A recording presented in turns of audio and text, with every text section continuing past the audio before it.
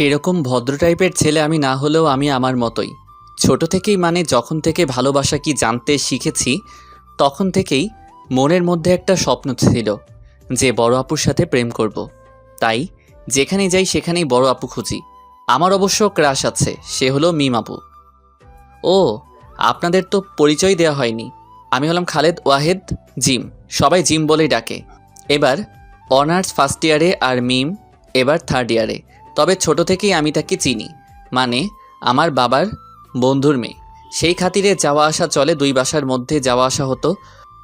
ছোট থেকেই আপুর পিছনে পড়ে থাকতাম। আপুর অবশ্য সেই রাগ ছিল। আপু দেখতেও খুব সুন্দর ছিল, তাই পিছনে পড়েছিলাম। একদিন মিম আপুদের বাসায় যাই, আপুকে দেখলাম পড়তেছে। তখন আমি 10-এ আর আপু ইন্টার সেকেন্ড ইয়ারে। তো আপুর কাছে গেলাম। কি করছো মিম আপু? লুডো খেলছি, দেখছিস না কি করছি? ও, পড়ছো? হ্যাঁ, এখন আমায় বিরক্ত করিস না তো, যা।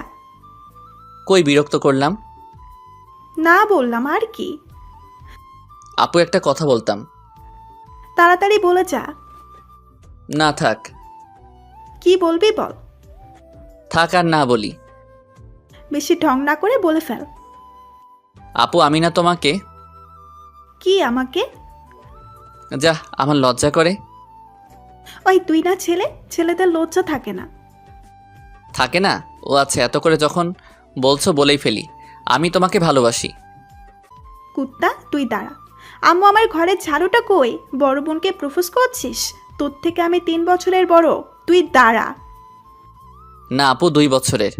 আমি 1 বছর যাইনি, আর এই 1 বছর পড়েছি। তাতে কি, বড় তো বড়ই নাকি? আর তুই এখনো এসএসসি পাশ করলি না আর প্রেম? দাঁড়া তুই, তোর অবস্থা আমি খারাপ করব আজকে। এত বড় হুমকি দিলে তো বিড়ালও পালাবে, আর আমি তো মানুষ। এই কই যাস, দাঁড়া। আন্টি দেখো না, মিম আপু নাকি মারবে। কেন রে মিম, আমার ছেলেটাকে মারতে চাচ্ছিস? আন্টিদের ছেলে নেই, তাই আমাকে ছেলের মতো ভালোবাসে। তুমি জানো জিম কি করছে? ও আমাকে প্রপোজ করছে। কি রে জিম, এটা সত্যি? হ্যাঁ আন্টি, করছি। আমি মিম আপুকে বোনের মতো ভালোবাসি। ও, এর জন্য তুই মারবি? না মা, ওই মিথ্যা বলছে। অনেক হয়েছে, এখন গিয়ে পড়তে বস। আর জিম, তুই আয়, এসে খাওয়া দাওয়া কর। কিন্তু মা। কোনো কিন্তু না, যা গিয়ে পড়তে বস। আচ্ছা। যাওয়ার সময় একটা ফ্লাইং কিস দিলাম, মারতে আসতে লাগলো, আর আমি দৌড়ে আন্টির কাছে গেলাম। এই তো জ্বালানো শুরু হলো আপুকে। মিম আপুকে সময়ে অসময়ে ভালোবাসি বলতাম, আর আপু রেগে গিয়ে মাঝে মাঝে উত্তম মাধ্যম দিত। ছোট ছিলাম তো, তাই কিছু মনে করতাম না। মনে রাখবেন, 18 বছরের নিচে সবাই শিশু। আপু ইন্টারে ভালো ফলাফল করলো, আর একটা ভালো ভার্সিটিতে চান্স পেল, তাই চলে গেল সেখানে। মজা করতে করতে কখন যে ভালোবেসে ফেলেছি নিজেও জানি না। তাই 2 বছর অনেক কষ্ট করে পড়ে ইন্টার দিলাম, ভালো রেজাল্ট করলাম, আর আপুর ভার্সিটিতেই চান্স নিলাম। ভালো রেজাল্ট থাকায় বেশি কষ্টও করতে হয়নি, তাই হয়ে গেলাম ভর্তি। কিন্তু মিমাপু জানে না যে আমি ওখানেই ভর্তি হয়েছি। তো গেলাম প্রথম দিন, আমার কয়েকজন বন্ধুও ওখানে ভর্তি হয়েছে। তাদের সাথে দেখা করে ক্লাস করতে গেলাম। ক্লাস করে বের হচ্ছে, এমন সময় মিমাপুর সাথে দেখা। আমায় দেখে তো চমকে উঠল। তুই এখানে? কেন, চান্স পেতে পারি না? না তা না, তবে হঠাৎ করে তোকে দেখলাম, বলিসনি তো। বলিনি, এমনি। বাহ, ভুলে গেলি? তোমারে ভুলিব কেমনে, আমার তো সব জুড়েই তুমি। আবার শুরু হয়ে গেলি? তোমার জন্যই তো এখানে আসা। মার খেতে চাস নাকি? তোমার হাতে বিষও খেতে পারি, মারটা আবার কি? এসব বাদ দিবি? আচ্ছা ঠিক আছে, অনেক সময় আছে। কিসের? কিছু না। আচ্ছা বল, আন্টি আঙ্কেল কেমন আছে? ইসরে, নিজের শ্বশুর শাশুড়িকে আঙ্কেল আন্টি বলে? কি মাইয়া! কি বললি? মনের কথা শুনতে পাই নাকি? কি তা কমু, আমি কিছু বলিনি তো। আমি যে জিজ্ঞাসা করলাম। ও আছে, ভালোই। আচ্ছা, এখানে যেহেতু থাকবেই, কোনো কিছুর প্রয়োজন হলে বলবি, আর বাদরামিটা একটু কম হলেই চলবে। আমি তো তোমার সাথে বাদরামি করার জন্য এখানে এসেছি, খালি দেখে যাও। আচ্ছা আচ্ছা ঠিক আছে। আচ্ছা। এভাবেই শুরু হলো ভার্সিটির যাত্রাপথ আমার, আর তার পিছনেই লেগে থাকা। ভার্সিটিতে আসার পর থেকে সারাক্ষণ মিমাপুয়ের পিছনে লেগে থাকি। সে যেখানে যায় আমি তার পিছনে পিছনে যাই। ক্লাসের সময়টা ব্যতীত সবসময় তাকে জ্বালাতে লাগলাম। তার বান্ধবীরা সাথে থাকলে তাদের সাথে মজা করতাম। সবাই ভাবতো আমি তাদের সমবয়সী, কারণ আমি তো সবসময় তাদের পিছনে লেগেছিলাম। একদিন ভার্সিটি আসার পর জানতে পারি মিমাপু আসেনি। মনটা খারাপ হয়ে গেল অনেক। যেহেতু আমাদের দুজনের বাসাই অন্য শহরে, তাই আমরা হোস্টেলে থাকতাম। আমি জানতাম না সে কেন আসেনি, তাই তার হোস্টেলের সামনে যাই। তারপর মিমাপুর এক বান্ধবীকে ফোন দিয়ে আসতে বলি। নীলা আপু, মিমাপুর কি হয়েছে, আজকে আসলো না যে? মিম একটু অসুস্থ, কি হয়েছে? ওর জ্বর আসছে। ডাক্তার দেখানো হয়েছে মিমাপুকে? না, কে নিয়ে যাবে? আচ্ছা আমি আসতেছি, মিমাপুকে নিয়ে নিচে আসো। ঠিক আছে। তারপর নীলা আপু মিমাপুকে নিয়ে আসলো। আমি মাথায় হাত দিলাম মিমাপুরের, দেখি প্রচণ্ড গরম। তারপর তাকে নিয়ে হাসপাতালে গেলাম, ডাক্তার দেখালাম। আসার সময় দুজনেই চুপ আছি। তোমার গায়ে এত জ্বর, আমায় ফোন তো করতে পারতে একটা। ওই, আমি তোর আপু হই, সেইভাবে কথা বল। আচ্ছা বলছি, আপু তোমার গায়ে এত জ্বর, আমায় তো ফোন দিতে পারতে একটা, তাই না? তোকে কেন ফোন দিব? আচ্ছা মা, আমার তোমাকে প্রশ্ন করাই ভুল হয়ে গেছে, মাফ করে দাও আমায়। কি? আমি তোর মা? ওই, আমি কোন দিক দিয়ে তোর মা লাগি? না আপু, আমার ভুল হয়ে গেছে, দয়া করে আমায় মাফ করে দিন। আর বেয়াদবি করবি না আমার সাথে, সব সময় আপু ডাকবি, ঠিক আছে? জান বাঁচলে লাখো উপায়, এই সময় এই মেয়ের হাত থেকে বাঁচা ফরজ, তাই রাজি হয়ে গেলাম। হ্যাঁ হ্যাঁ ঠিক আছে আপু। গুড। এখন আমায় নামিয়ে দে। আর আব্বু আম্মুকে এই ব্যাপারে একদম বলবি না যে আমি অসুস্থ। আচ্ছা। আমি গেলাম। দেখো না কাল কি করি, তোমায় তো আমি আমার বউ বানিয়েই ছাড়বো। তারপর আঙ্কেলকে ফোন দিলাম। Hello uncle. হ্যাঁ জিম বাবা, বলো। আঙ্কেল, মিম আপু তো অনেক অসুস্থ, ভাগ্যিস আমি ছিলাম এখানে, তাই হাসপাতালে নিয়ে যেয়ে ডাক্তার দেখিয়ে আনলাম। কি হয়েছিল মিমের? চিকনগুনিয়া। তুমি মিমকে ডাক্তারের কাছে নিয়ে গিয়েছিলে? আঙ্কেল, ডাক্তারের কাছে নিয়ে গেলাম, দেখালাম, ওষুধ কিনে দিলাম, তারপর হোস্টেলে নামিয়ে দিয়ে এই তো আমি আসলাম। আমাকে তো কিছু বলেনি মেয়েটা। এই মেয়েটার একদিন কিছু হয়ে যাবে দেখবি। না আঙ্কেল, চিন্তা করিয়েন না, আমি আছি না। বাবা, ওকে একটু দেখে রাখিস। আচ্ছা আঙ্কেল, আপনি যেহেতু বললেন আর আমি আপনার কথা ফেলতে পারি, অবশ্যই দেখে রাখবো তাকে। আচ্ছা বাবা, ভালো থাকিস। আচ্ছা আঙ্কেল, দোয়া করিয়েন। ফি আমানিল্লাহ। আমিন। যাক, মিমাপুকে দেখে রাখার দায়িত্ব আঙ্কেল আমাকে দিল। খুশিতে তো আমার নাগিন ড্যান্স দেওয়ার ইচ্ছা হচ্ছিল, কিন্তু নিজেকে কন্ট্রোল করলাম। পরের দিন ভার্সিটি যে দাঁড়াতে না দাঁড়াতে কই থেকে যেন মিম এসে আমার শার্টের কলার ধরলো। তুই আব্বুকে কি বলছিস? কই কিছু না তো। সত্যি করে বল। কিছু বলিনি আমি। আমার চিকুনগুনিয়া, তাই না? তুই আমায় খুব যত্ন করে নিয়ে গেছিস ডাক্তারের কাছে, তাই না? আমায় মেডিসিন কিনে দিছিস, তাই না? হ্যাঁ করলাম না। দাঁড়া কুত্তা, তোকে আজ মেরেই ফেলবো। তোকে যে বললাম আব্বু আম্মুকে না বলতে, কেন বললি? ভাবলাম আমি যে এত ভালো কাজ করলাম তা আমার শ্বশুর শাশুড়িকে জানানো উচিত। তাদের জামাই এত ভালো, এটা তাদের জানানো দরকার না? আবার শুরু করলি? ওই দেখ তো আশেপাশে কিছু আছে কিনা, আজকে আমি ওর মাথা ফাটাবো। দাঁড়াও বাপু, আগে শোনো। আঙ্কেল আমায় আরেকটা দায়িত্ব দিয়েছে। কি দায়িত্ব? তোমায় দেখে শুনে রাখার। দাঁড়া, আমি তোরে দায়িত্ব দেওয়াচ্ছি। আমি তো বলেই দৌড়। এই কুত্তা, পালাচ্ছিস কই? তোকে আমি আজকে মেরেই ফেলবো। ধরতে পারলে তো। তারপর পালিয়ে সেখান থেকে চলে এলাম। কিছুদিনের জন্য বাসায় গেলাম ছুটি নিয়ে। আমার আম্মু অসুস্থ ছিল তো, তাই কিছুদিন ভার্সিটি থেকে বাইরে থাকলাম। এক সপ্তাহ বাসায় থেকে ভার্সিটিতে এলাম। এসেই যা শুনলাম তাতে প্রচণ্ড শক খেলাম। মিম আপু নাকি এক সিনিয়র ভাইয়ের সাথে রিলেশন শুরু করছে।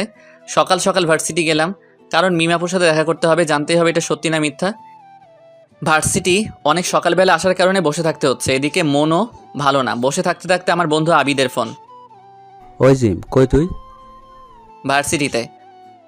এত তাড়াতাড়ি? দরকার আছে একটু। মেয়ে অপর জন? হুম। কেন, তুই শুনিস না যে আপুর? আমি সব জানি, তুই কি জন্য ফোন দিছিস সেটা বল। আরে দোস্ত, একটা সমস্যা হয়েছে। কি সমস্যা? আমাদের নিয়নের আপু আলিশা আছে না? চিনি। আসলে আপু নাম আলিশা আক্তার মেঘা, তাই মেঘা আপু বলে ডাকি। ওই আপুর জন্য রক্ত লাগবে এখনই। খুব বড় ঘটনা ঘটতে ধরে বেঁচে গেছে। তার রক্তের গ্রুপ আর তোর রক্তের গ্রুপ একই। তুই হাসপাতালে চলে আয় জিম। কি ঘটতে ধরছিল? এখানে আয়, আগে রক্ত দে, তারপর বলছি। আচ্ছা আমি আসছি, 5 মিনিট লাগবে। আচ্ছা আয়। যদিও বা আমার একটা কথা জানতে হতো, তবু একজন মানুষের জীবনের থেকে বেশি গুরুত্বপূর্ণ নয় এটা, তাই হাসপাতালে চলে গেলাম। হাসপাতালে যেয়ে দেখি আমার বন্ধুরা সবাই আছে। আসলে আমার বন্ধু নিয়নের বোন হয় মেঘা আপু, তাই আমাদের সবাই আছে। আমি গিয়ে দাঁড়ালাম, সাথে সাথে আমায় নিয়ে যে রক্ত নিল। এটা আমার প্রথমবার রক্ত দেওয়া, তাই মাথাটা একটু ঘুরছিল, তাই কিছুক্ষণ বিশ্রাম নিলাম। সবাই তখন আমার কাছে এলো। এখন বলতো কাহিনীটা কি? আসলে আপু একটা ছেলের সাথে সম্পর্ক হতো। আমরাও জানতাম ব্যাপারটা, শুনেছিলাম ছেলেটা ভালো, আমরাও দেখিনি। তো আপু যেটা বললো সেটা হলো আপুকে ডাকছে দেখা করার জন্য। তাদের রিলেশন 1 বছরের উপলক্ষে অনেকবারই গেছে দেখা করতে, কালকেও গেছে। তারা আরও কিছু বন্ধু মিলে আপুকে রেপ করতে আসে। ওই যে পুকুর পাড়তে আছে না, পুরাতন বাসার সামনে, ওখানে। কিন্তু ওই সময় অপু আর নিলয় ওই পাশ দিয়ে যাচ্ছিল, দেখে তারা চিৎকার দেয়, তখন পালিয়ে যায়। কিন্তু যাওয়ার আগে আপুকে মেরে যায়, ফলে অনেক রক্ত বের হয়ে যায়। তুই ছেলেটাকে চিনিস না? না, আমি চিনি না। নাম কি জানিস? না, মনে হয় রুদ্র। আপুকে একবার বলতে শুনেছিলাম, কিন্তু একদম সঠিক করে বলতে পারছি না। কই পড়ে? আরে বেটা, নামও জানি না, কই পড়ে কেমনে জানবো? ও সেটাও ঠিক। চল দেখি আপুর কি অবস্থা। চল চল। আপুর বেডের কাছে গেলাম, এখনো ঘুমাচ্ছে। ডাক্তার বলছে কয়েকদিনের মধ্যে ঠিক হয়ে যাবে। যদি রক্তের ব্যবস্থা তাড়াতাড়ি না করা হতো তাহলে তার অবস্থা খারাপ হতেও পারত। ধন্যবাদ দোস্ত, তুই রক্ত না দিলে যে আজকে আপুর কি হতো। আর অপু আর নিলয়, তোদেরও অনেক ধন্যবাদ দোস্ত। এ মামা, বন্ধুদের মাঝে নো সরি নো থ্যাঙ্কস। তোর বোন তো আমাদেরও বোন, নিজের বোনের সাহায্য করলে কেউ ধন্যবাদ দেয়? তোরাই পরিচিত বন্ধু। বন্ধু, এখন আমায় যেতে হবে রে, ভার্সিটিতে একটু কাজ আছে। পরে এসে মেঘা আপুকে দেখে যাবনি। কি কাজ আছে দোস্ত। আচ্ছা যা। আচ্ছা। ওখান থেকে বের হয়ে সোজা ভার্সিটি এলাম। এসেই মিম আপুকে খুঁজতে লাগলাম। কিছুক্ষণ খোঁজাখুঁজির পর পেলাম। আপু একটা ছেলের সাথে ক্যান্টিনে বসে হেসে হেসে কথা বলছে। দেখেই তো মেজাজ গরম হয়ে গেল। আমি যে, মিম আপু, জিম, কবে আসলি? আসছি কালকে। ও দাঁড়া, তোকে পরিচয় করায় দেই। এ হলো নিবিড়, আমার বফ। আর নিবিড়, এ হলো জিম, আমার ভাইয়ের মতো। আব্বু আম্মুর খুব আদরের। তোমার সাথে দেখা হয়ে ভালো লাগলো জিম। কথার গুরুত্ব না দিয়ে, আপু তোমার সাথে আমার কিছু কথা আছে। হ্যাঁ বল। এদিকে আসবে একটু? নিবিড় 1 মিনিট। এদিকে এসে বলল, হ্যাঁ বল। আপু তুমি রিলেশন শুরু করছো? হ্যাঁ করছি, দেখলি তো। কিন্তু আপু তুমি তো জানো আমি তোমায় ভালোবাসি। সে কি আমার থেকে ভালো? আপু ভালোবাসায় বয়স কোনো ম্যাটার করে না। আপু আমি তোমায় ছাড়া বাঁচবো না। আর একবার যদি ভালোবাসি বলছিস না, তোর বাসায় বলে দিব ফালতু ছেলে। মাথা খারাপ করে দেয় এসব ছেলে। কি হয়েছে, তুমি মারলে কেন জিমকে? কিচ্ছু না, এসব ছেলেদের মুখে না পুরি। চলো। হাত ধরে চলে গেল। আপু আমায় 3টা চড় মারলো। কিছু মনে করতাম না, কিন্তু সবার সামনে মারলো। খুব খারাপ লাগছে। চোখ দিয়ে 2 ফোঁটা পানি পড়লো। যাকে এত ভালোবাসলাম সেই কিনা এইভাবে, কিছু ভাবতে পারছি না। চলে আসলাম। হোস্টেলে এসে শুয়ে পড়লাম। আমার আবার একটা অভ্যাস আছে, যখন আমার সাথে খারাপ কোনো কিছু ঘটে তখন আমার খুব ঘুম পায়। আসলে সেই অবস্থাটা তাড়াতাড়ি কাটাতে চেষ্টা করি, তাই এসেই ঘুমিয়ে পড়লাম। একেবারেই এক ঘুমে সন্ধ্যা। আবিদ ডাকাডাকি করছে। ওই বেটা ওঠ, আর কত ঘুমাবি? কয়টা বাজে দোস্ত? 4:30। কি সকাল হয়ে গেছে? তুই রাতে ঘুমাইছিলি? না তো। ভার্সিটি থেকে আসার সময় কিছু খাইছিলি? ওই কি বলিস, আমি এগুলো খাই? তাহলে তুই 12টা থেকে 7:30 পর্যন্ত কেমনে ঘুমাইলি ভাই? জানি না, খারাপ লাগছিল তো। কেন, কিছু কি হয়েছে? না, কিছু হয়নি। তুই বলবি না? আরে পরে বলবো এখন। আচ্ছা চল এখন। কই যাব? মেঘা আপুকে দেখতে যাবি না? হ্যাঁ যাবো তো। আপুর জ্ঞান ফিরেছে? দুপুরে। তুই মরার মতো ঘুমাচ্ছিলি তাই ডাকিনি, আমি গেছিলাম দেখা করতে। ও কেমন আছে এখন? আলহামদুলিল্লাহ, মোটামুটি ভালো, গেলেই দেখতে পাবি। আচ্ছা, আগে কিছু খেতে হবে দোস্ত, সকাল থেকে কিছু খাইনি। তোর জন্য খাবার রাখা আছে, খেয়ে নে। আচ্ছা দোস্ত, আমি ফ্রেশ হয়ে খেয়ে বের হচ্ছি, তুই দাঁড়া। আমি আসি, তুই তাড়াতাড়ি কর। আচ্ছা। ঘুমটা হয়ে ভালো লাগছে, শুধু ভালো না, অনেক ভালোই লাগছিল। হালকা হালকা অনুভব হচ্ছে শরীরটার মধ্যে। রাতের বেলা গোসল করলাম, আরও ফ্রেশ লাগছে এখন। খাওয়া দাওয়া করে বের হলাম মেঘা আপুকে দেখতে। এতক্ষণ সময় আমার সাথে যে সকালে কি হয়েছিল তা মনেই ছিল না। স্বাভাবিকভাবেই আপুকে দেখার জন্য গেলাম। হাসপাতালে আমাদের ম্যাচ থেকে খানিকটা দূরে, তাই আমরা রিক্সা করে গেলাম। হাসপাতালে ঢোকার পর আপুর বেডের কাছে গেলাম, যেয়ে দেখি আপু শুয়ে আছে। তবে দেখে মনে হচ্ছে আগের থেকে ভালো অবস্থায় আছে। আন্টির সাথে কথা বলছিল, সাথে আঙ্কেলও নিয়ন আছে। আমাদের দেখে, জিম কেমন আছো? যেহেতু নিয়নের বোন তাই আগে থেকে চিনতো আমাদের। ভালো আছি আপু, তোমার অবস্থা এখন কেমন? আগের থেকে ভালো, জ্ঞান ফেরার পর থেকে ভালো লাগছে। শুনলাম তুমি নাকি আমায় রক্ত দিয়েছো, অনেক ধন্যবাদ তোমাকে। এগুলা কি বলছো আপু? তুমি নিয়নের বোন মানে আমাদেরও বোন। নিজের বোনকে রক্ত দিলে বুঝি ধন্যবাদ দিতে হয়? ভুল হয়ে গেছে। তোমাকে দেখে ভালো লাগছে আপু। আপু, তোমার থেকে কিছু জানার ছিল। কি ব্যাপারে বলতে চাচ্ছ? আচ্ছা বলো, কি শুনবে? ছেলেটাকে? ওর নাম রিয়ান। কিন্তু নিয়ন যে বলল রুদ্র। না না, রুদ্র তো আমার বন্ধু। ও আচ্ছা, কতদিন থেকে তোমাদের সম্পর্ক? 1.5 বছর। এবার বিস্তারিত বলো একটু, মানে যদি না কোনো প্রবলেম থাকে তোমার বলতে। না না, কোনো প্রবলেম নেই। আসলে রিয়ানের সাথে সম্পর্কটা শুরু হয় 1.5 বছর আগে। ও অনেক ভালো একটা ছেলে ছিল, সবাই বলতো, সবার সাথেই ভালো ব্যবহার করত। যেহেতু সে নতুন ছিল তাই কেউ তার পরিচয় ভালো করে জানতো না। আমাদের 2 ব্যাচ সিনিয়র ছিল, সবাই পছন্দ করতো তাকে। তো একদিন সে হঠাৎ করে আমায় প্রপোজ করে। আমি আবার তার থেকে কিছুদিন সময় নেই ভাবার জন্য। দেখলাম সে ভালো, একটা ভালো পরিচয় আছে তার কলেজে, তাই রাজি হয়ে যাই। সে বলতে পারবো না আমার কতটুকু খেয়াল রাখতো, তবে প্রয়োজনের তুলনায় অনেক অনেক বেশি। তার সাথে অনেক ভালো সময় যাচ্ছিল, আমাদের সম্পর্কটুকু অনেক পজিটিভ হতে লাগলো দিন দিন। আমার মনে হতো আমরা দুজন দুজনকে অনেক ভালোবাসি। বাসায় ব্যাপারটা বলি, সব কিছু বলি না, শুধু বলি যে আমার পছন্দের ছেলে আছে, সে খুব ভালো। সবাই মেনে নেয়। সময়টুকু এত ভালো কাটছিল যে আমি কখনো কল্পনাও করতে পারিনি সে এভাবে আমায় ধোকা দিবে। তারপর এলো সেই দিন।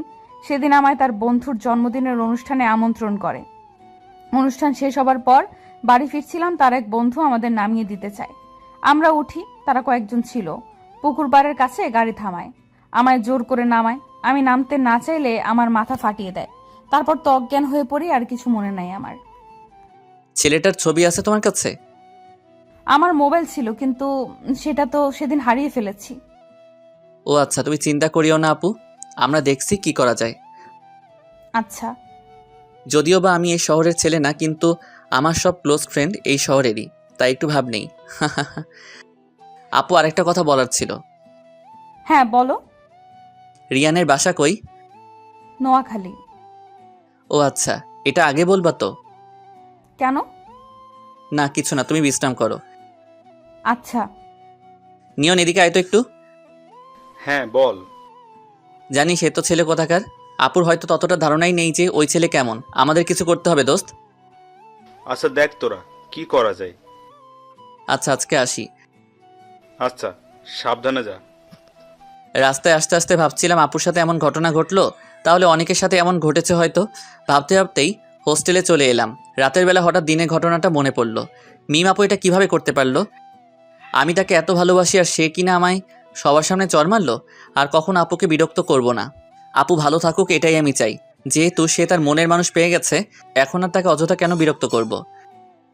কি রে, কি ভাবছিস? ভাবনায় ছেদ ধরালো। কিছু না। আচ্ছা দোস্ত, তুই না বললি নিলয়কে নোয়াখালীর লোক কেমন হয়? আচ্ছা, তারা কেমন হয়? জানিস না? না। তুই কি উগান্ডা থেকে আগত নাকি? ধুর, বল না। না রে, নোয়াখালী এমন এক জায়গা যেখানে অধিকাংশ লোক আমাদের থেকে অনেক চালাক আর চতুর। তাদের ভাষা সহজে কোনো মানুষের বোধগম্য নয়। এক কথায় বলি, আমাদের ভাষায় তারা হলো টাউট প্রকৃতির লোক। তাই তো সেখানে যেতে সরকার ভিসার ব্যবস্থা করেছে, আর আমাদের পার্শ্ববর্তী দেশও বটে। এজন্য। হুম।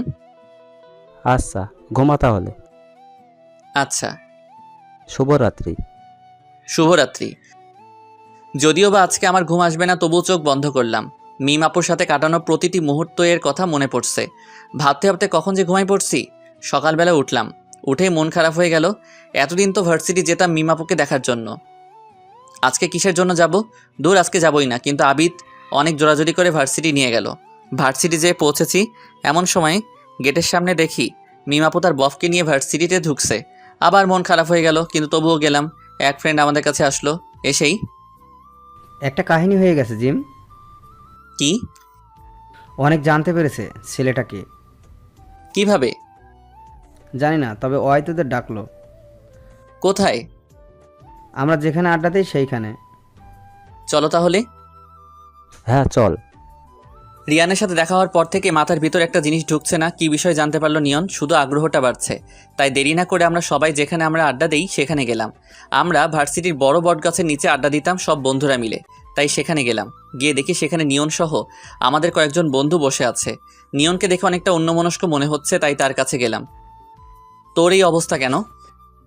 ও তুই বলিস না বন্ধু, একটা বিষয় জানতে পারছি। কি বিষয়? সেটা বলার জন্যই তো তাড়াতাড়ি ডাকলাম তোদের। বল তাহলে। আপু যে রিয়ানের কথা বলছিল না, তার খবর পেয়েছি। কি বলিস, কই খবর পাইলি? অনেক কষ্ট করে বের করেছি দোস্ত। এই যে এটাও ঠিকানা। তো কার জন্য অপেক্ষা করছি, চল যাই। যাব, তবে এখন না। কেন? মনে নেই আজকেকার ক্লাস আছে। কার? শ্রুতি ম্যামের। ও আচ্ছা, তাহলে তো ফাঁকি দেওয়াই যাবে না। চল। কি ভাবছেন আমরা ম্যামকে দেখতে যাচ্ছি? ভুল, আসলে নাম শ্রুতি, কিন্তু কাজে বিশ্রুতি। দেখতেও হাতির মহিলা ভার্সন, আর ব্যবহারও সেরকম। তাই তার ক্লাস ফাঁকি দিলে অবস্থা খারাপ করে ছাড়বেন। ক্লাসে যাচ্ছিলাম, নিবিড় ভাইয়ার সাথে দেখা। হাজার হোক আমার সতীন, তাই মনে হয় কথা বলল। এই জিম, ভাইয়া। কেমন আছো? ভালো, আপনি? ভালো। ও আসলে সেদিন মিম তোমার সাথে যা করলো ঠিক করে নাই, তাই তো তোমার সাথে কথা বলতে চাই। আচ্ছা ভাইয়া, আমার তো এখন ক্লাস আছে, তাই আমাকে যেতে হবে, পরে কথা বলবো। আচ্ছা, কিন্তু বলিও ক্লাস শেষে ক্যান্টিনে তোমার জন্য অপেক্ষা করব। আচ্ছা, আমি আসার চেষ্টা করব। আচ্ছা। নিবিড় ভাইয়ার আচরণ ভালো লাগলো, তাই ঠিক করলাম যেহেতু মিম আপু ডাকছে, তাই ক্লাস শেষ করে দেখা করব। তারপর ক্লাসের দিকে রওনা দিলাম। ক্লাস শুরু হয়ে গেছে, পড়লাম মহা মুসিবতে। এই ম্যাম শুরু হলো থ্রেট। অনেকক্ষণ দেওয়ার পর ক্লাসে ঢুকতে দিল। ক্লাস শেষ করে বন্ধুদের বললাম, তোরা বাইরে অপেক্ষা কর, আমি একটু আসছি। এই সময় তোর কি কাজের কথা মনে পড়লো? যা তোরা, আমি যাচ্ছি, শুধু 5 মিনিট দে। আচ্ছা, তাড়াতাড়ি আসিস। আচ্ছা বলেই ক্যান্টিনে গেলাম। দেখি মিম আপু আর নিবিড় ভাইয়া বসা আছে। আমি কাছে গেলাম। আপু ডাকছিলে আমায়? জিম, কেমন আছিস? খুব ভালো। তুই এখনো আমার উপর রেগে আছিস? না, বলো কি বলবা। দেখ, তুই আমার ভাইয়ের মতো। আমার বাবা মাও তোকে তাদের সন্তানের মতো মনে করে। তার উপরে আমি তোর থেকে বড়, তাই তোর উপরে হাত তুলেছিলাম। কিন্তু তারপর থেকেই বিশ্বাস কর, আমি অনুতপ্ততাই ভুগছি। তাই নিবিড়ের মাধ্যমে তোকে ডাকলাম। আমায় মাফ করে দে বোন হিসাবে। আচ্ছা আপু, কোনো ব্যাপার না, তোমাদের একসাথে ভালো লাগলো দেখে। ধন্যবাদ। তোমাকেও। আচ্ছা আমি গেলাম। কোথায় যাবি? তারপর সব বললাম। আমার বড় আপুর সাথে প্রেম করার হলো না বোধহয়। যাক, বাদ দেই। আমার বন্ধুরা আবার আমার জন্য অপেক্ষা করছে, তাদের কাছে গেলাম। সবাই মিলে রিয়ানের বাসায় যাই। তার বাসায় গিয়ে তাকে পাই। তাকে নিয়ে তার বন্ধুদের কাছে যাই, তাদের সবাইকে নিয়ে আসি। ভাবছেন কি হচ্ছে, তাই না? দেখতে থাকুন। বলছিলাম না আমার বন্ধুরা সবাই স্থানীয়, আমি আর অপু শুধু বাইরের। আবিদের চাচ্চু রাজনীতি লোক, তাই তার সাহায্য নিয়ে সবাইকে ধরে ফেলি। বেশি বেগ পেতে হয়নি। তারপর তাদের সবাইকে নিয়ে আসি মেঘা আপুদের বাসায়। মেঘা আপু রিয়ানকে 2টো থাপ্পড় মারে। সবাই তার কাছে ক্ষমা চায়। তারপর আমরা সবাইকে পুলিশের হাতে তুলে দেই। এই সব কিছুর প্ল্যান করেছিলাম আমি। যেহেতু আমাদের কাছে প্রমাণ আছে, সেহেতু সহজে ছাড়া পাবে না। মেঘা আপু তাড়াতাড়ি সুস্থ হওয়ায় তাকে আজকে হাসপাতাল থেকে ছেড়ে দেয়। আর আজকে সবাইকে ধরতে পারায় আপু খুব খুশি। জিম, জি আপু। অনেক ধন্যবাদ তোমাকে। আর এইসব দিতে মানা করছিলাম না? দেওয়া জরুরি ছিল, তাই দিছি। মানে? কিছু না। আচ্ছা আপু, আমি গেলাম। আচ্ছা নিজের খেয়াল রেখো। আচ্ছা, বাই। বাই। তারপর আন্টি অনেক জোরাজোরি করে আমাদের খাওয়ালো। খাওয়া দাওয়ার পর হোস্টেলে চলে এলাম। রাতে আবার মিমাপুর কথা মনে পড়লো। সব শেষ। ফেসবুকেতে গেলাম, সেখানে আপু আবার স্ট্যাটাস দিচ্ছে, in an open relationship with Nibir Hossain. এটা দেখে আরও খারাপ লাগলো। বের হয়ে আসলাম ফেসবুক থেকে, রুমের বাইরে গেলাম। ভাবছি আমার আশা শেষ, আর বড় আপুর সাথে প্রেম করা হলো না। ভাবতে ভাবতেই একটা আননোন নাম্বার থেকে ফোন এলো। হ্যালো, হ্যালো, কে বলছেন? চিনতে পারোনি? না, কে বলছেন? আসলে আমি মেঘা। ও আচ্ছা, মেঘা আপু, তোমার নাম্বার সেভ করা নাই তো? ও হ্যাঁ, এখন কেমন আছো আপু? যেমনটা দেখে গেলে ঠিক তেমনই আছি। ও, থাকা ভালো। খাওয়া দাওয়া করলা? কি বলছো, তোমাদের বাসায় না খেয়ে আসলাম? বাসায় তো তুমি ছিলে। ইস, মনে ছিল না। মন কোথায় থাকে? মন মনে হয় আবার হারায় গেছে। তাই বুঝি। তাহলে এবার ভালো না খারাপের কাছে গেছে? ভালোর কাছেই গেছে। বা বুঝেই ফেলছো? দেখলে তো বুঝবই, তাই না? এত তাড়াতাড়ি মন হারাই গেল? কি করব বলো, মন যে ভালো মানুষকে পেলে আর আটকানো যায় না। ও আচ্ছা, হুম, তো সে কে? বোঝার সময় এলে ঠিক সে বুঝবে। মানে? কিছু না, বাই। কেটে দিল। আজব তো, কি যে বলে গেল কিছুই বুঝলাম না। যাই হোক, অনেক রাত হয়েছে, ঘুমাতে হবে। সারাদিনে অনেক ধকল গেছে। সকালবেলা ফ্রেশ হচ্ছিলাম, দেখি নিয়নের ফোন। হ্যাঁ বলো। দোস্ত, একটা কাজ করতে পারবি? কি কাজ? মেঘা আপুকে একটু কলেজে নিয়ে যাবি? আসলে আমি নিয়ে যেতাম, কিন্তু আমার একটা কাজ আছে, তাই যদি তুই নিয়ে যাইতি। আচ্ছা, আমি নিয়ে যাব এখন। ধন্যবাদ দোস্ত। হুরশালা। হুম। হ্যাঁ। আরে আসিস। আচ্ছা। তারপর গেলাম মেঘা আপুদের বাসায়। যে দেখে আপু আগে থেকে তৈরি আছে, তাই আপুকে নিয়ে কলেজের দিকে রওনা হলাম। মেঘা আপুকে নিয়ে ভার্সিটিতে এলাম। সারা রাস্তায় আপু আমাদের দিকে সরে আসছিল। নিজের ভিতরে কেমন যেন একটা কিছু কাজ করছে, তাই তাড়াতাড়ি ভাড়া মিটিয়ে কলেজের দিকে গেলাম। আপু পিছন থেকে অনেকবার ডাকলো, আমি না শোনার ভান করে গেলাম। ক্লাসে ঢুকলাম। এদিকে ক্লাস চলছে আর ওদিকে আমি ভাবছি কি হচ্ছে আমার সাথে। মেঘা আপুকে আমার প্রেমে পড়ে গেল? না না, এটা কিভাবে সম্ভব? আমার মাথায় কিছুই ঢুকছে না। যেই যাক, আমার আশা পূরণ হবে। আর অন্যদিকে মনে হচ্ছে না না, আপু শুধু ফ্রেন্ডলি ব্যবহার করছে আমার সাথে। ভাই, এ চিন্তায় মনে হচ্ছে পাগল হয়ে যাব আমি। কিন্তু আছে না আমার কিছু কলিজার বন্ধু, তারা থাকতে এত তাড়াতাড়ি পাগল হয় কিভাবে? কি ব্যাপার দোস্ত, কিসের এত ভাবনা তোমার? আরে না, কিছু না। না না, কিছু তো আছে। আমাদের কাছেও লুকাবি? দোস্ত আমাদের মনে হয় প্রেমে পড়েছে। তুই বেশি বুঝিস না। আমায় তো বুঝতেই হবে রে। ভাই তুই বুঝতে থাক, আমি গেলাম। কই যাস? আগে ট্রিট তো দে। কিসের জন্য? সেটা পরে বুঝতে পারবি, আগে ট্রিট দে। আমি ভাবতাম যে এই বেটারা আমার অবস্থা না বুঝলেও তুই সারাক্ষণ আমার সাথে থাকিস, তুই আমার ব্যাপারটা বুঝবি। এখন তো দেখি তুইও আমার পকেট খালি করার উপর লেগে থাকিস। এত শত কথা বাদ দে, এখন বল দিবি কি না? আরে ভাই বলবি তো, কি জন্য ট্রিট চাচ্ছিস? বন্ধুর কাছ থেকে ট্রিট চাচ্ছি, সেখানেও তুই কারণ খুঁজতেছিস? যা, লাগবে না। এই ইমোশন কালো মেইলগুলো করবি না, মেরে ভর্তা বানাই দিব। হাসবি না খেতে যাবি? চল চল, সময় নষ্ট করিস না। জিম কখন রং পাল্টাই তার কোনো ওয়ারেন্টি নাই। ওই শালা চুপ থাক। আচ্ছা দুলা ভাই। বাহ বাহ, ভালো, চল। চল সবাই। ভাবলাম বন্ধু হয় মানিব্যাগের একটু সম্মান রাখবে। 500 নিয়ে গেছিলাম হাতে, একটা চকলেট ধরাই দিল। তার মধ্যে আবার আমি কিছুই খাইনি। মানে 3 জনে আমার 500 টাকা 30 মিনিটে শেষ করলো। হায় রে বন্ধু, তোরা মহান। ক্যান্টিন থেকে বেরোচ্ছি, দেখি মিমাপু আসছে, সাথে নিবিড় ভাইয়া ছিল না। আমাকে দেখে, জিম যে, কেমন আছিস? ভালো আপু, আপনি? ভালো না রে, তোর নিবিড় ভাইয়া অসুস্থ তো। নিবিড় ভাইয়া অসুস্থ আর ভালো নেই? মিমাপু কি ভালোবাসা! কি হয়েছে ভাইয়ার? আর বলিস না, কালকে হাত কেটে ফেলছে, কি জানি কাটতে চেয়ে। কতগুলো সেলাই দিল? না, সেলাই দেয়নি, হাতে ব্যান্ডেজ টেপ দিছে। কি মাইডালা, সামান্য হাত কাটার জন্য এমন রিয়াকশন? বড় কিছু হইলে তো মনে হয় হার্ট অ্যাটাক করবে এই মেয়ে। আপু আমি যাই, আমার একটু কাজ আছে। এতক্ষণ থাকলে আমি পাগল হয়ে যাব মিমাপুর কথা শুনে। প্রেমে পড়লে মানুষ নাকি বিবেক বুদ্ধি হারাই ফেলে, কথাটা শুনেছিলাম, আজকে নিজের চোখে দেখলাম। ভালো হইছে, এই মেয়ের পিছনে ঘোরা বাদ দিছি, না হলে নিজের সাথে সাথে আমাকেও পাগল বানাই দিত। আচ্ছা যা। বলেই কেটে পড়লাম। যাক বাবা, বাঁচলাম। গেট দিয়ে বের হচ্ছিলাম, সাথে আছে অপু। এমন সময় পিছন থেকে মেঘা আপুর ডাক। এই জিম, জি আপু বলো। তোমার সাথে কিছু কথা আছে। বলো। অপু একটু সামনে যাও তো। মেঘা আপুকে বলল কথাটা। অপু সামনে যাওয়ার সাথে সাথে আমার সাথে গলা ধরলো। ওই ক্যান্টিনের সামনে যে মেয়ের সাথে কথা বললা সে কে? মিম আপু। তার নাম যে মিম তা আমি জানি, এবং এও জানি সে আমাদের থেকে সিনিয়র, কিন্তু তার সাথে কথা বলবে কেন তুমি? আরে মিম আপু আমার আপু হয়, আমার বাবার বন্ধুর মেয়ে। আমরা ছোট থেকে একসাথে বড় হয়েছি। আগের কথা বাদ, এখন থেকে কোনো মেয়ের সাথে কথা বলবা না, ঠিক আছে? দাঁড়াও, কেন শুনবো তোমার কথা? কারণ আমি বলছি তাই শুনবা। আর যদি না শুনি? তাহলে তোমার ছুরি দিয়ে কেটে তোমার টুকরোগুলো পানিতে ফালাই দিব।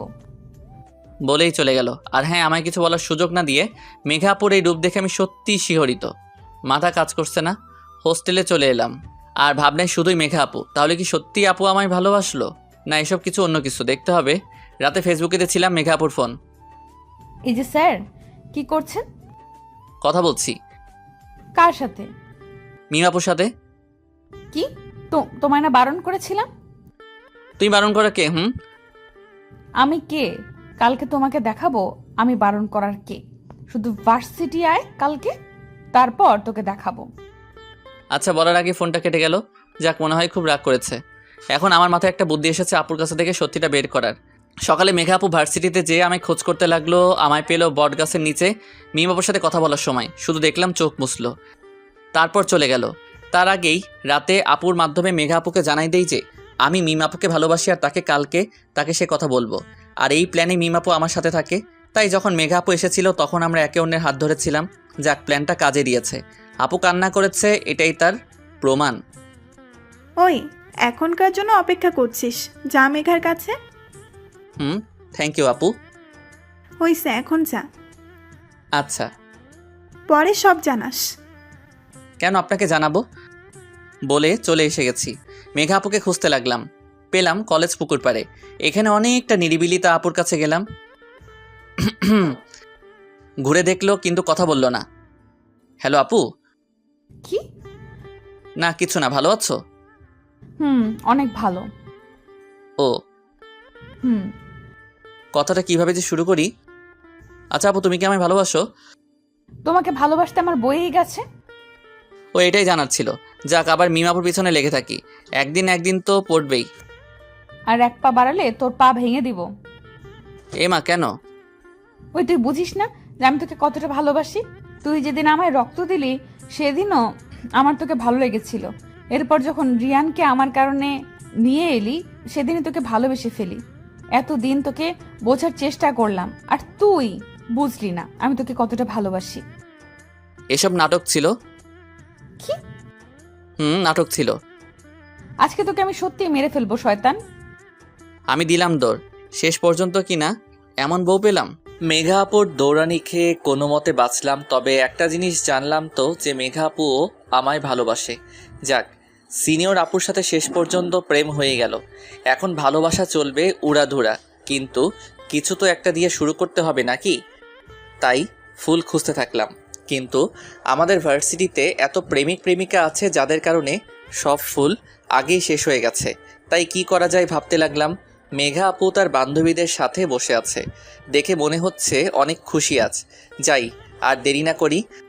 আমায় সামনে দেখেই রেগে আগুন, চোখ মুখ লাল করে ফেলেছে। যা, কি করলাম আমি আবার? তার বান্ধবীগুলো হাসাহাসি করছে। ও বুঝলাম, সব নষ্টের গোড়া তাহলে এরাই। মনে মনে ভাবছি রিলেশনটা শুরু হোক, তারপর তোমাদের দেখে নিব আপু লোক। তারা সবাই চলে গেল। আপু উঠে এলো আমার কাছে। ওই হাতে কি তোমার? কদু। কদু দিয়ে কি করবে? তোমায় তো প্রপোজ করা হয়নি।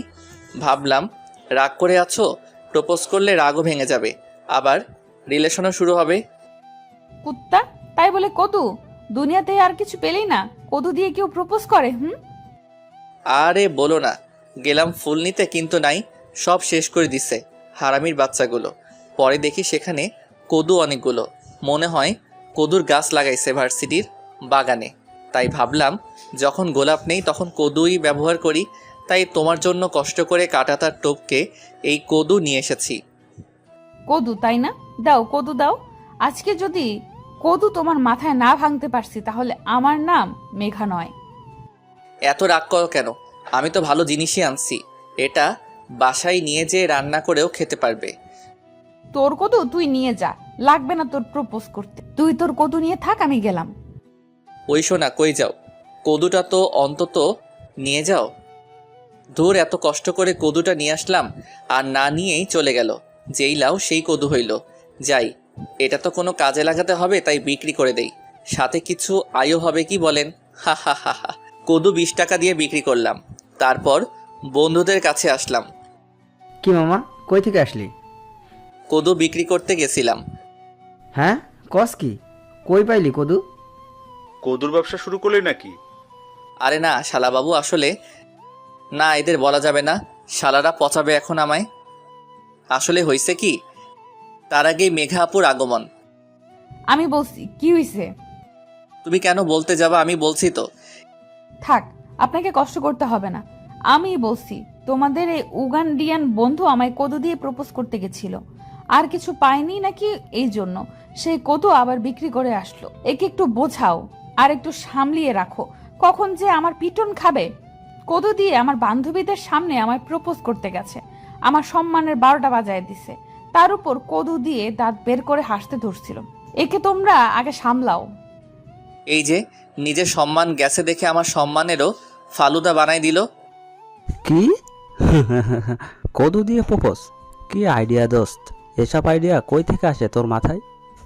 আরে বাহ দুলাভাই বাহ, তুই তো ইতিহাস রচনা করবি। কদু দিয়ে প্রপোজ করে, এসব বুদ্ধি কোথা থেকে আসে তোর মাথায় বলতো? আসলে কি বলছিস মামা, কথা কি সত্য? কদু দিয়ে প্রপোজ? তোকে নোবেল দেওয়া উচিত, সাথে একটা অস্কারও। তুই তো কিংবদন্তি। আইডিয়াটা পাইলি কই, বল বল। হয়েছে কি? আরে বল বল, লজ্জা পাস না, বল। ব্যাটারা বলতে দিচ্ছিস কই? বলার আগেই তো কথা বলছিস, কি বলবো তাহলে? বলার সময় তো দিবি। তোমরাই শুনো এর কাহিনী, আমি গেলাম। যদি আবার এরকম করে তাহলে ভর্তা বানায় দিব। আমি গেলাম। আচ্ছা আপু যা। জিম, তুই বল। তারপর পুরো কাহিনী তাদেরকে ফিল্মি স্টাইলে বললাম, কিন্তু সব শোনার পর শালারা হাসতে লাগলো। কিছু করার নাই, মানুষের উন্নতি কেউ চোখে দেখতে পারে না, সবাই হিংসা করে। তারপর কোথায় থেকে যেন আমায় একটা গোলাপ ফুল এনে দিল। যা দুলাভাই, আমার বোনটাকে পটাই আই। এরকম শালা যেন ঘর ঘর জন্ম নিক। লাভ ইউ শালা বাবু। আরে যা আগে, মেঘা আপু রেগে আছে। আচ্ছা। তারপর মেঘা আপুকে গিয়ে প্রপোজ করলাম। কেমনে করলাম জানতে চেয়ে সময় নষ্ট করবেন না, সেখানেও ভুল করছি তো তাই, তবে মাফ করে দিছে আমায়। তারপর তার হাত ধরে বন্ধুদের সামনে আসি। শুন জিম, আমার বোনের যদি কোনো সমস্যা হয় তাহলে কিন্তু ছাড়বো না তোকে, আর বাকি সব আমি দেখব। শুধু তোরা খুশি থাক, এটা চাই আমি। দেখতে থাকো, আর আমি তোর বড় দুলাভাই, তাই দুলাভাই বলে ডাকবি, নাম ধরে ডাকবি না। যা ভাগ। বিয়েটাও হবে। আজ আমাদের বিয়ে। 5 বছর রিলেশন করার পর আজ বিয়ে আমাদের। পরিবার রাজি করানোর দায়িত্ব নিয়েছিল নিয়ন, আবিদ আর অপু। আমারও ভালো জায়গায় চাকরি হয়, তাই সবাই রাজি করছে, তাই আজকে বিয়েটা সম্ভব হচ্ছে। আমি অনেক খুশি আজ, তবে এর মধ্যেও অনেক ঘটনা আছে, আর সব থেকে বেশি যার জন্য আজ বিয়েটা হচ্ছে সে হলো মেঘা। আমার জন্য সে এতদিন অপেক্ষা। আমাদের রিলেশন শুরু হলো। বড় আপুর সাথে প্রেম করার শখ তো অনেক আগেই পূরণ হয়েছে। এখন মেঘার সাথে বিয়ে, ও সরি, সে তো এখন আমার হবু বউ। আমার আর তাদের পরিবার একটা অনুষ্ঠানের আয়োজন করছে, অনেকেই নিমন্ত্রিত। তার আগে এত আগে চলে না এসে কিছুটা পিছনে ফেরা যাক। মেঘার সাথে রিলেশন শুরু হওয়ার পর থেকেই মেয়েটা আমার যত্ন নিতে শুরু করলো, কিন্তু একটু বেশি। তবে আমার ভালো লাগতো, তার কথা মতো চলতাম তো, তাই বেশি ঝগড়া হতো না। তবে শুনেছিলাম একটা রিলেশনে এই ঝগড়া না থাকলে নাকি রিলেশনটাই অপূর্ণ থাকে, তাই মাঝে মাঝে আমি ওর সাথে ঝগড়া করতাম। পরে অবশ্য আমাকেই তার রাগ ভাঙাতে হতো। মিম আপুর সাথে কথা বলা সহ্য করতো না, একদিন দেখে ফেলে। আমি মাঝে মাঝে লুকিয়ে কথা বলতাম, তো সেদিন দেখে ফেলার পর সে কি কান্না। পরে অনেক কষ্ট করে তার রাগ কমায়, তারপর থেকে মিম আপুর সাথে আর কথা বলতাম না। একদিন আমাদের ভার্সিটির সিনিয়রদের বিদায় হচ্ছে, আমি দেখলাম সব থেকে ওই দিন খুশি ছিল মেঘা। আমি তার কাছে যাই। কি ব্যাপার, এত খুশি কেন আজ? আজ আমি সব থেকে বেশি খুশি, কিন্তু কেন শুনি? কারণ আজকে আমার সতীন চলে যাচ্ছে ভার্সিটি থেকে। হা হা হা। মাইরালা, কবে সতীন হলো তোমার? কেন, তোমাকে বলতে হবে কেন? না, এমনি বললাম আর কি। কেন, বলার প্রয়োজন নাই বুঝি? না, তোমাকে শোনার কোনো দরকার নাই। যাও তো, আমার একটু মজা নিতে দাও। আচ্ছা আচ্ছা, যাচ্ছি। হুম। পাগলিটা শুধু শুধু অনেক খুশি হয়েছিল সেদিন। হা হা হা। তার তো এই কথা মনে ছিল না পরের বছর সেও চলে যাবে এই ভার্সিটি ছেড়ে, আর আমায় থাকতে হবে আরও একটি বছর। দেখতে দেখতে ওই বছরটিও শেষ হয়ে গেল। যেদিন শেষ ভার্সিটিতে সেদিন মেঘার সে কি কান্না! আরেকবার দেখতে হলো। সবার সামনে জড়িয়ে ধরেছিল আর কাঁদতে লাগলো।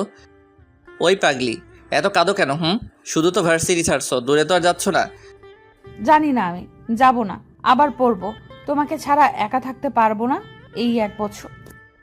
পাগলামি একদম করবা না, ভালো করে পরীক্ষা দিবা। আর আমি তো সবসময় আছি তোমার সাথে। দেখো, এই 1 বছর দেখতে দেখতে কেটে যাবে। তারপর ভালো একটা চাকরি নিয়ে সোজা তোমার বাসায় যাব। আর সাথে তো সবসময় শালাবাবু আছে। চিন্তা করিও না। অনেক কিছু বলে বোঝানোর পর পাগলিটা রাজি হয়। হা হা হা। ভার্সিটি থেকে তার চলে যাবার পর ভাবছিলাম একাকিত্ব বাড়বে, কিন্তু উল্টো আরও বেশি সম্পর্ক মজবুত হতে লাগলো। হঠাৎ করে দেখা করা, সারাদিন কথা বলা, সে যে দূরে এখন সেটা মনেই হতো না। কেটে গেল আরেকটি বছর। একদিকে সম্পর্ক মজবুত হতে থাকলো, আর অন্যদিকে বন্ধুত্ব গাঢ়। নিয়ন, আমি, অপু আর আবিদার কিছু ফ্রেন্ড একজন আরেকজনকে ছাড়া থাকতে পারতাম না। খুব ভালোভাবে সবাই পাশ করে বের হই। আর আল্লাহ তাআলা আমাদের বন্ধুত্বটাকে এত মজবুত করলেন যে সবাই একসাথে একটা মাল্টি ন্যাশনাল কোম্পানিতে জয়েন করি। আমার আরও 1 বছর লেগে যায় ভালো একটা পজিশন তৈরি করতে।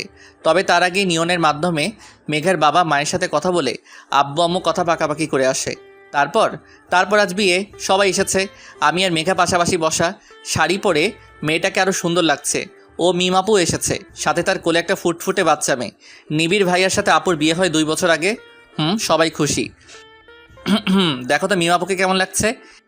কি? এই আমি কি করলাম, আবার শুধু জিজ্ঞাসা করলাম। আজকে তোমার বিয়ে, কিসের কি নিজের বউয়ের প্রশংসা করবে তা নয়, অন্যের বউয়ের দিকে নজর।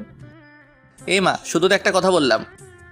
আজকে তুই চলো, তোমার অবস্থা খারাপ হবেই শয়তান। আজকে না আমাদের বাসর রাত? তোমার বাসর রাত বের করবো আজ। না, এ হতে পারে না। অনেক হয়েছে, এবার থামো। Okay ma'am. স্যার। সত্যিকারের ভালোবাসাগুলোর মনে হয় এভাবে সমাপ্তি হয়। বেঁচে থাকুক সবার ভালোবাসা। কি মামা, হয়ে যাক একটা সেলফি? হ্যাঁ, অবশ্যই। ভাবি রেডি? রেডি। ক্যামেরাবন্দি হলাম আমার সব থেকে প্রিয় 4 জন মানুষের সাথে। ভালো থাকুক তারা, আর আশা করি সবসময় সবাই একসাথেই থাকতে পারবো। আবার দেখা হবে। খোদা হাফেজ।